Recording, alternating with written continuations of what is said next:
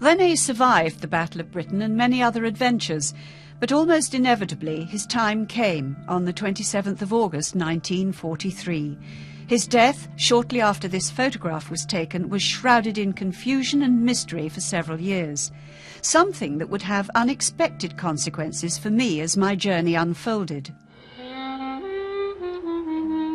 Paris was René's hometown.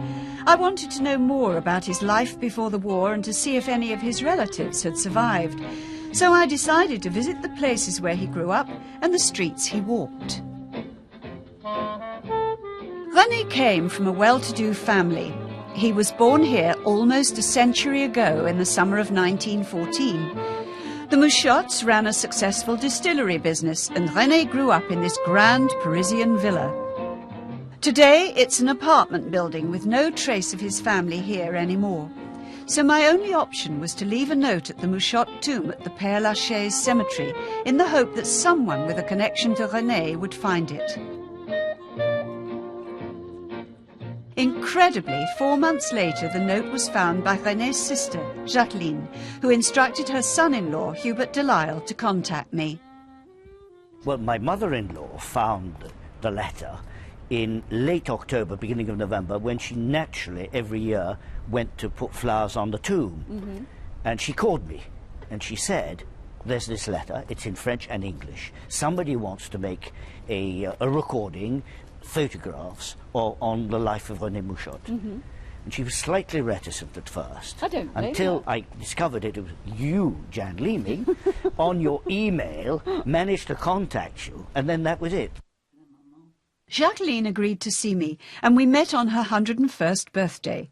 We looked at photos of her with René when they were children, and the news footage of her brother from the war, footage she'd never seen before.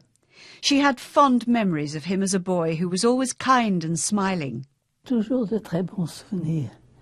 C'est un garçon qui était toujours aimable, toujours souriant, très gai. With tears in her eyes, she said it was wonderful to see her brother as she remembered him 70 years ago when he set off for war. Although René is remembered and honoured in France, I was astonished to discover that the Mouchotte family had never received his Battle of Britain medals. I decided to find out why, and my search took me north to Belgium and the stretch of coast where René died. On the 3rd of September 1943, a body in RAF uniform was found on the beach here at Westender. The man had been dead for a week. He'd been shot down somewhere over the English Channel, returning from a raid over the Pas-de-Calais. According to the documentation recovered from the body, his name was René Martin, and he was a French Canadian.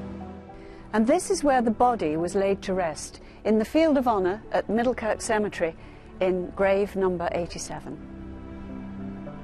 But the body had fake identification. It was, in fact, René Mouchotte. He carried fake ID because he was a free French pilot.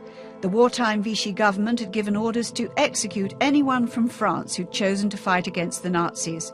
So, to protect himself and his family in France, René kept the fake ID of a French Canadian.